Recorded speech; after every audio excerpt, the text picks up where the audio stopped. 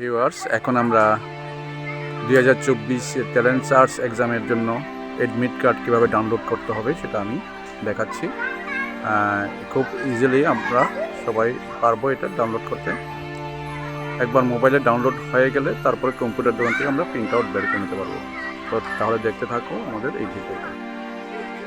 সবার প্রথমে আমরা গুগলের সার্চ বারে টাইপ করব ট্যালেন্ট সার্চ এক্সাম, এখানে ট্যালেন্ট সার্চ এক্সাম।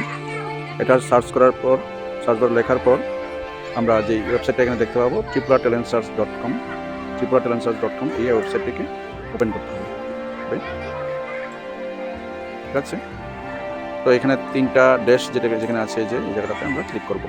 ক্লিক করার পর এখানে দেখতে পাচ্ছ যে ডাউনলোড এডমিট, এখানে ক্লিক ব্লিঙ্ক করছে, মানে কি এটা এর মধ্যেই আপলোড হয়ে যাবে, তোমরা ডাউনলোড করতে পারবে। তবে এটা 15 তারিখের পর থেকে আপলোড করবে, তারা 15 তারিখ থেকে করবে, তোমরা ডাউনলোড করতে পারবে 15 তারিখের পর থেকে। তো আমরা এইখানে কি করব, তখন স্টুডেন্ট সাইন ইন যে অপশানটা আছে, স্টুডেন্ট সাইন ইন অপশানে ক্লিক করব। এরকম তখন যে পেজটি ওপেন হবে সেখানে দেখতে পাচ্ছ লেখা আছে লগইন আইডি।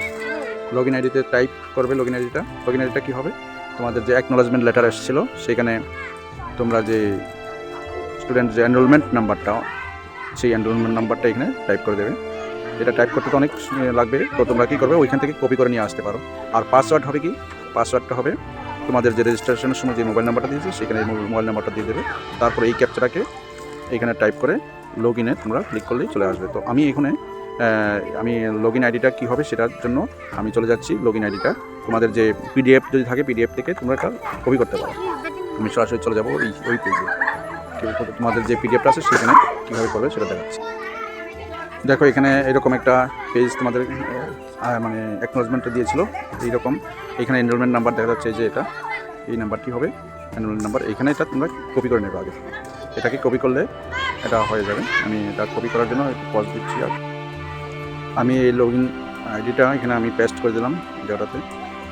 তাহলে এবার আমরা পাসওয়ার্ডটা দেবো। পাসওয়ার্ডটা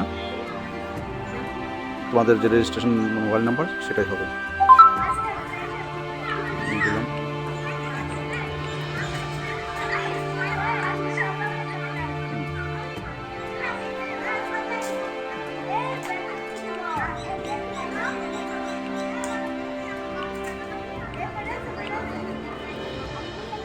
তারপর আমরা ক্যাপচারটা ডাউনলোড টাইপ করে দেবো, এইভাবে আছে।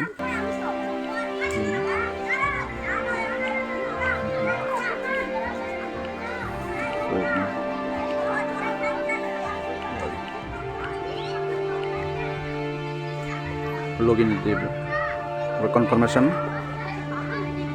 আর ইউ শিওর ওকে করে দেবো। তারপরে যে করতে হবে না হয়, হ্যাঁ যে পেজ ওপেন হয়ে গেল। তো এখানে তোমাদের দেখো এখানে লেখা আসবে অ্যাপ্লিকেশান অ্যাডমিট কার্ড। যদি অ্যাডমিট কার্ড এইখানে অ্যাডমিট কার্ডে ক্লিক করলে অ্যাডমিট কার্ড পেয়ে যাবে, যদি তারা আপলোড করে। তো আমরা ক্লিক করলাম, শো অ্যাডমিট কার্ড দেখাচ্ছে। তো তুমি প্রথমে এখানে সিলেক্ট সাবজেক্ট বলছে, তো তোমরা এখানে সায়েন্স আছে, ম্যাথ আছে, যে কোনো একটা প্রথমে দুইটা অ্যাডমিটকেই ডাউনলোড করে নিতে হবে। তো প্রথমে একটাকে সায়েন্স আমি দিয়ে দিলাম, এটা শো অ্যাডমিট কার্ড দেখাবে। হ্যাঁ, অ্যাডমিট কার্ড এখনও admit card download process is not active, এখনও ডাউনলোড করার অপশন আসেনি। সেমভাবে মেথডটার পেলেও সেম হবে। শো অ্যাডমিট কার্ড দেখো, এখনও অ্যাডমিট কার্ড তারা দেয়নি, মানে প্রসেসটা চালু করেনি। আগামীকালকে থেকে মানে 15 তারিখ থেকে এটা চালু করবে, তারাই বলে দিয়েছে। তারপরে তোমরা এইখান থেকে আবার প্রিন্ট করে নিতে পারবে, যখন নাকি এটা হবে তখন এইখানে অ্যাডমিট কার্ডটা আসবে, তখন তুমি এটা প্রিন্ট করার জন্য তখন সেটা অপশনটা আসবে। তখন এই 3 ডটে সেভ পিডিএফ দেবে, 3 ডটে ক্লিক করার পর সেভ পিডিএফ দিলে এখানে আসবে সেভের অপশন, এসে সেভ করে নিতে পারবে। আমার তো এটা সেভ করার দরকার নেই, সেভ করলে সেভ হয়ে যাবে। তারপর ওই সেভ যে ফাইলে চাবে সেখান থেকে তোমরা কম্পিউটার দোকানে নিয়ে গেলে তারা প্রিন্ট আউট বের করে দেবে।